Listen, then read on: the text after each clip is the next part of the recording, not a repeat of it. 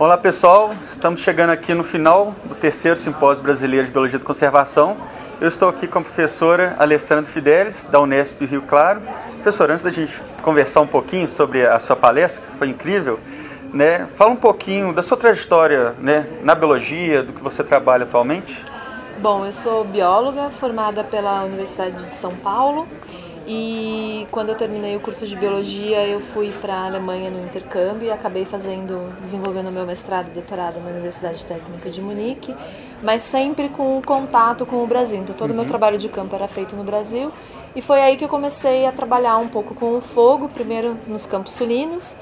E aí, quando eu terminei o doutorado, então, aí eu entrei de cabeça nos estudos de cerrado e aí me especializando mais nessa área, então, de ecologia do fogo mesmo. Bacana demais, né? Na sua palestra você falou muito do manejo do cerrado, né? E mostrou dados interessantíssimos que o pessoal vai poder ver na palestra. E um deles, né, me deixou bastante curioso. Você mostrou que todos têm aquele pavor do fogo, né? Ah, o fogo é ruim, começou a pegar fogo, vamos apagar. E mostrou por números que o fogo ele talvez seja necessário para o cerrado para continuar aquelas fisionomias, né, as fitofisionomias. E também falou que na maioria das unidades de conservação não existe esse manejo com fogo, né? O pessoal tem fica repreendido ali nesse quesito. A minha pergunta é, o que falta para convencer as pessoas que o fogo é bom? Vamos dizer assim, nesse sentido de periodicamente estar queimando ali para não acumular matéria orgânica, biomassa, né, combustível. Eu acho que falta um pouco de conhecimento, na verdade, né? Então, quando, por exemplo, você fala com pesquisadores que trabalham com savana ou qualquer outro tipo de vegetação no mundo, eles não conseguem entender por que a gente tem tanto problema com o fogo como um fator ecológico evolutivo presente na vegetação do cerrado, já que também é considerado uma savana tropical. Então, eu acho que falta um pouco de conhecimento. E esse conhecimento tem que se basear em pesquisas que a gente consiga montar esses experimentos para as pessoas verem, né? Então, como que é um experimento com queima, como que o fogo acontece, o que acontece com a vegetação depois. Então, isso é uma das coisas que a gente está fazendo em Tirapina, por exemplo, na estação ecológica. Então, essas parcelas foram montadas lá. Então, os gestores, os funcionários da unidade de conservação fazem o trabalho com a gente, então eles que colocam fogo, eles acompanham a gente nos experimentos, eles fazem perguntas, eles dão palpite. Eu acho que é isso que falta um pouco, então. Eu acho que o que falta é conhecimento mesmo. Sim. E aí eu acho que com esse conhecimento a gente vai desmistificando um pouquinho o vilão fogo. Certo, não, perfeito. E agora eu queria fazer uma pergunta um pouco mais prática no que a gente vivencia muito em Minas Gerais, que é a questão de reabilitação de áreas degradadas, né? Você tem um empreendimento, uma mineração qualquer, eles deixam aqueles taludes na montanha e, por obrigação, eles têm que reabilitar aquelas áreas. Só que, até hoje, é comum a gente ver nesses planos de reabilitação dar o início dessa reabilitação ali com espécies exóticas, né? A braquiária, o capim-gordura. E muitas dessas áreas, né, onde tem essas reabilitações, estão próximas de áreas de campo rupestre. Você mesmo falou que dentro do cerrado talvez seja a fitofisionomia que mais tenha espécies endêmicas, né, importantes ali.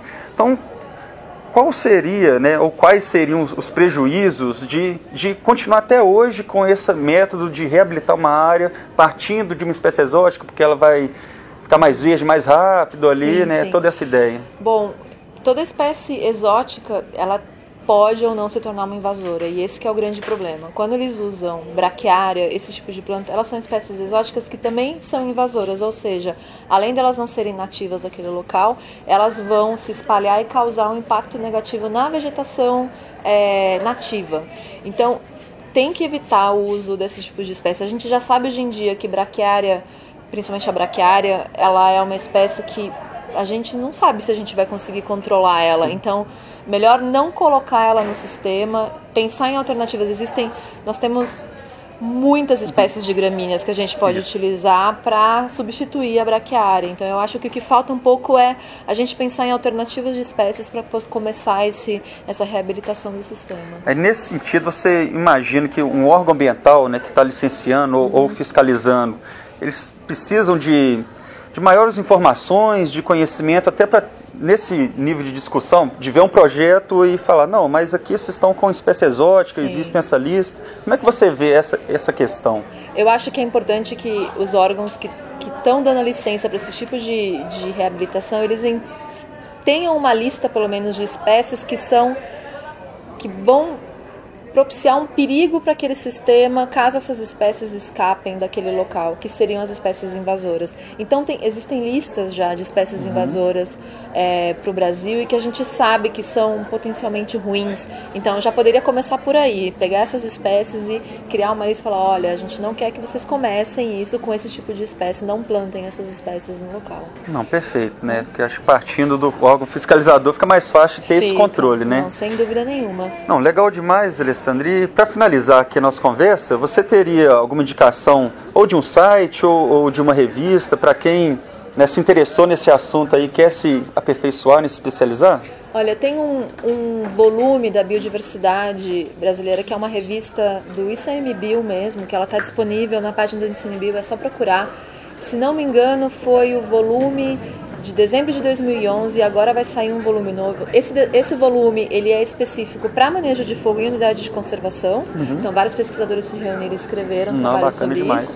E agora vai sair um sobre espécies invasoras. Então busquem na página do ICMBio a revista deles, que tem trabalhos de gestores, tem trabalhos de pesquisadores, falando de manejo dentro das unidades de conservação, que eu acho que pode ser uma boa literatura inicial para quem quer se aprofundar. Ponto de partida, a partir dali, e a partir daí vai vendo as outras referências. Não, perfeito, professora. Mais uma vez, parabéns pela palestra, pelo trabalho que você vem desenvolvendo com a sua equipe e sucesso aí, ainda mais, né? Muito obrigada. Na Biologia de Conservação.